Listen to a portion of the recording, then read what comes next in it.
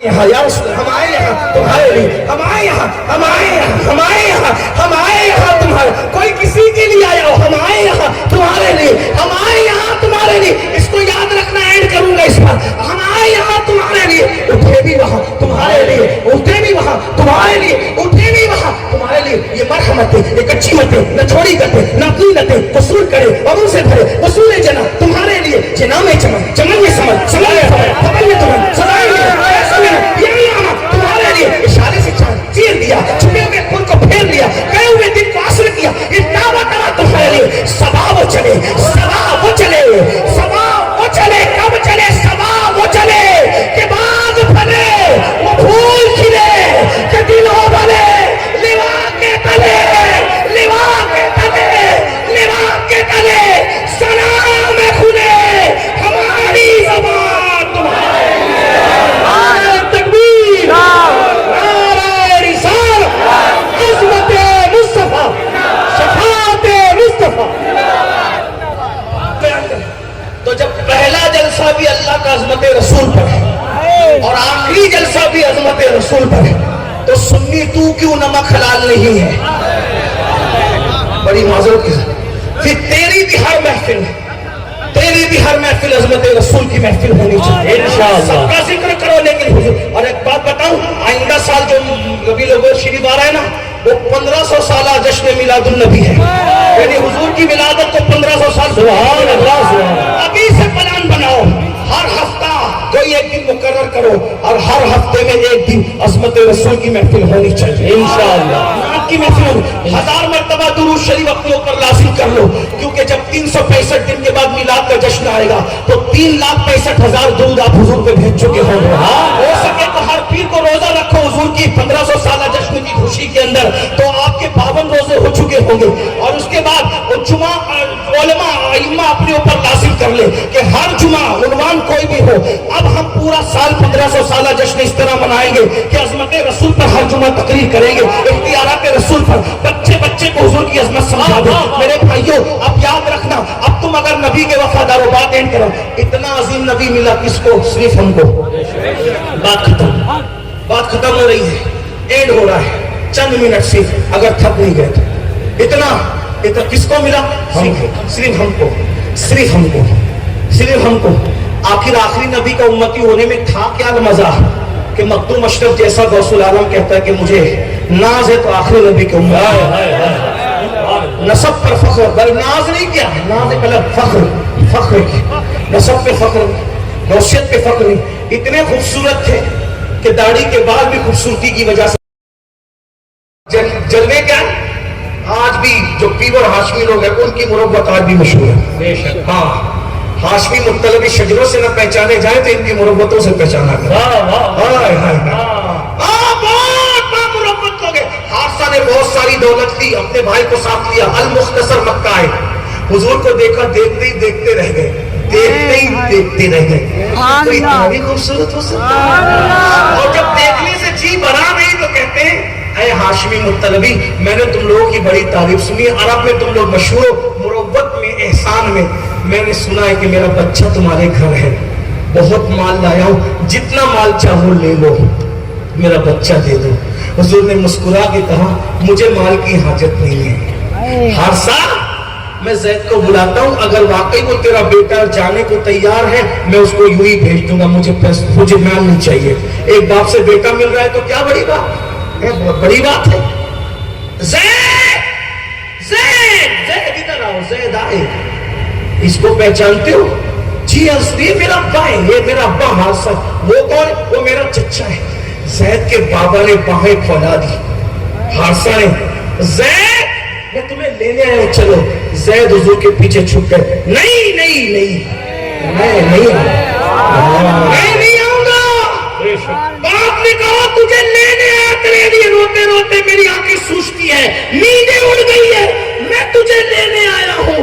زید نے کیا کہا؟ نہیں بابا، باپ جو پیار نہیں دے سکتا، اس میرے آقا نے مجھے پیار دیا ہے، میں ان کو چھوڑ کے کہیں نہیں جاؤں گا، آپ چلے جائیں۔ کہا زید غلامی کا کروڑوں آزادی کو ٹھوکر مارتا ہوں ان کی غلامی پر،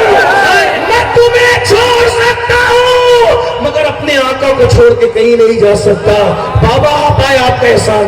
आपसे पूछता हूँ, वफा में ज़ैद ने बाप छोड़ दिया, तुम ज़िना नहीं छोड़ सकते, तुम शराब नहीं छोड़ सकते, तुम जुआ नहीं छोड़ सकते, तुम गाली नहीं छोड़ सकते, तुम हसद नहीं छोड़ सकते, बाप को छोड़ा, इनाम क्या मिला? अमीन। ज़ैद ने कहा मैं अपना बाप छोड़ रहा हूं रसूल पाक के लिए, बल्कि अभी तो ऐलान नबूवत का मैं मजाजन कह रहा हूं। बाप पता है, बाप तो चला गया, आका ने कहा ज़ैद तूने मेरे लिए बाप छोड़ा, आज से तू मेरा बेटा है। और दुनिया ने उनको ज़ैद बिन मोहम्मद कह करके पुकारा। ज़ैद बिन, जब तक माकाना मोहम्मद आयत नाजिल नहीं हो गई, उनको ज़ैद बिन मोहम्मद कहा जाता रहा। तो मेरे भाइयों, ऐसा अजमत वाला रसूल मिला है तो इनसे वफा कर लो। वफा में बाप छोड़ा जा सकता है, गुनाह क्या चीज है? कह लेगी सब कुछ भूल के, सना खा के खामोशी, चुप हो रहा ये कह के मैं क्या क्या कहूँ तुझे, लेकिन रज़ा ने खत्म सुखन किस पे कर दिया, खालिक का बंदा खल्क का आका कहूँ तुझे। दौरान गुफ्तगू कोई गलती हो तो अल्लाह माफ कर दे। अस्तगफिर। गरीब के बड़े मुफलिस थे सालिमों, हुजूर गरीब कभी, पूरा खानदान हुजूर का कभी गरीब नहीं रहा है। आओ बैठो बात करो, क्या पकते हो? हुजूर का खानदान, उनके दादा दादा, उनका नाम अम्र या उमर है, उनको हाशिम क्यों कहते? क्यों कहते हाशिम? हाशिम कोई नाम नहीं होता, हाशिम का मतलब होता है टुकड़े करने वाला, रोटी के टुकड़े करने वाला। राजस्थान वाले कहते हैं चूरमा बनाने वाला है रोटी। क्यों उनका नाम हाशिम है? जब मक्के में कहर पड़ा तो हजरत अम्र या उमर मुल्क शाम तक गए और वहां से पनीर, घी, आटा, जौ खरीद कर लाए, और इतना खरीद करके लाए कि मीलों तक उनके ऊँटों की कतार लगी थी। और जब तक कहत रहा, कहत ऊँट जबा करते थे, उसका सालन बनाते थे और उसमें रोटी चूर चूर कर डालते थे और पूरे मक्का को खिलाते थे। तो उसी अम्र या उमर को रोटी चूर चूर कर खिलाने की वजह से दुनिया ने उनको हाशिम कह के पुकारना शुरू किया।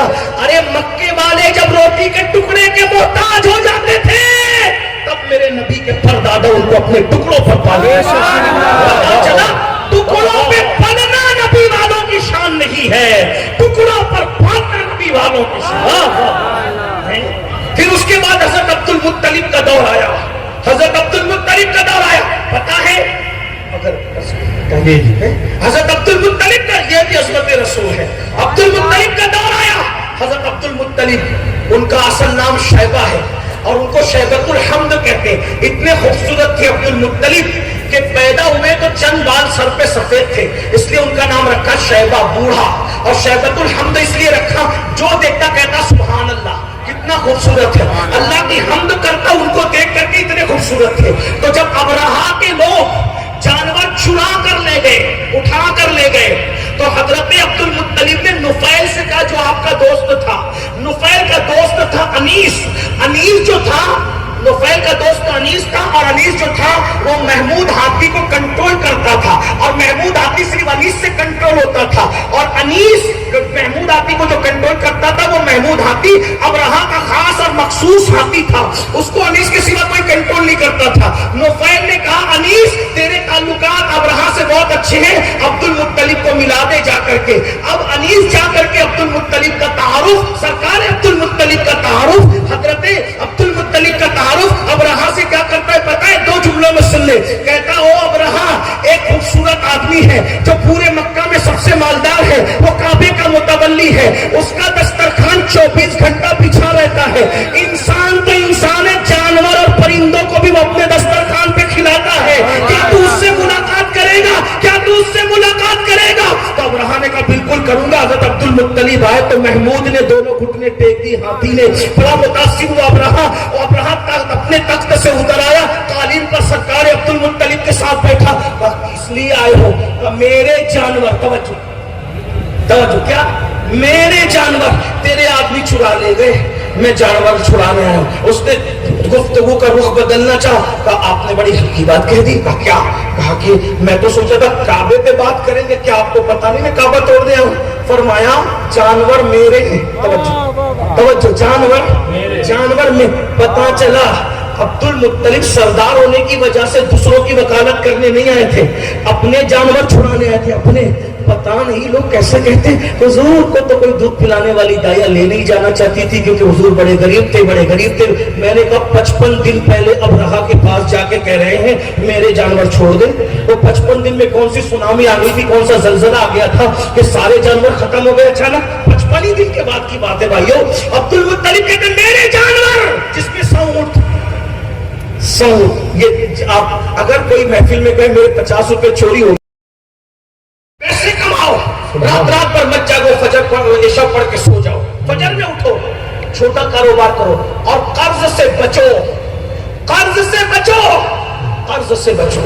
हत्तल इम्कान कर्ज लेने से अपने आप को बचाओ, खूब मालदार बनो, खूब तरक्की करो इंशाअल्लाह मोहम्मद रसूलुल्लाह के शाहीन हो। तो जो आखिरी बात कहने चला था 2 जुमले में खत्म कर रहा हूं, हुजूर के क्या बनो? वफादार। जी चले, वो जो आखिरी बात कह रहा था फिर किसी दिन कहूंगा। वफादार कर दो, हाँ 2-3 मिनट। हाँ जी, हाँ सुन ले 2-3 मिनट हुजूर के वफादार 2-3 मिनट सुन। तवज्जो मेरी तरफ, तवज्जो मेरी तरफ। वफादार किसको कहते हैं? एक 2 जुमले में बात सुन ले, तवज्जो इस तरफ तवज्जो। वफादार जो हुजूर का वफादार हो जाता है उसकी निशानी, तवज्जो बहुत कीमती जुमला आ गया है। जो हुजूर का वफादार हो जाता है वो वफा में बाप छोड़ देता है। बाप क्या चीज है? इंसान अपना बाप छोड़ देता है। जुमला मैंने बहुत महंगा कहती, बहुत कीमती। वफा में बाप छोड़ देता है। बाप गुनाह क्या चीज है? दलील हदीस। एक खूबसूरत सा बच्चा है, एक बहुत मालदार खातून है, अपने भतीजे से कहती है जा जरा कुछ गुलाम खरीद ला। खूबसूरत सा बच्चा जिसका नाम जैद था, वो भतीजा जाता है इब्ने हिज़ाम और ला करके पुप्पी अम्मा ये बच्चा, उसकी परवरिश करती है। वो परवरिश करने वाली को दुनिया उम्मुल मोमिनीन सैयदा खदीजा के नाम से जानती है। उस उम्मुल मोमिनीन का निकाह हुस्न के बादशाह से होता है और उसी रात वो अपनी पूरी दौलत उस बादशाह के हुस्न के बादशाह के कदमों में रख देती है, सब मेरा नहीं आपका। तो जैद भी वो जो गुलाम बच्चा था हुजूर के पास आ जाते हैं, हुजूर के आगे पीछे जैद जैद जैद जैद जैद। एक दिन जैद हुजूर के पीछे पीछे मीना में जा रहे थे। जैद के गांव के लोग आए थे, घर जाके कहा ओ हारसा तेरा बेटा जैद हमें एक हाशमी और मुत्तलबी जवान की गुलामी में नजर आया, पता मिल गया। वो तू रो रो के आके सुझाता है, रो रहा है, ये कर रहा है, वो कर रहा है, परेशान है, तुझे नींद नहीं आती, परेशान है, जा मक्के जा, पता मिल गया है, जाके अपने बेटे को छुड़ा ला। वो जो हाशमी मुत्तलबी लोग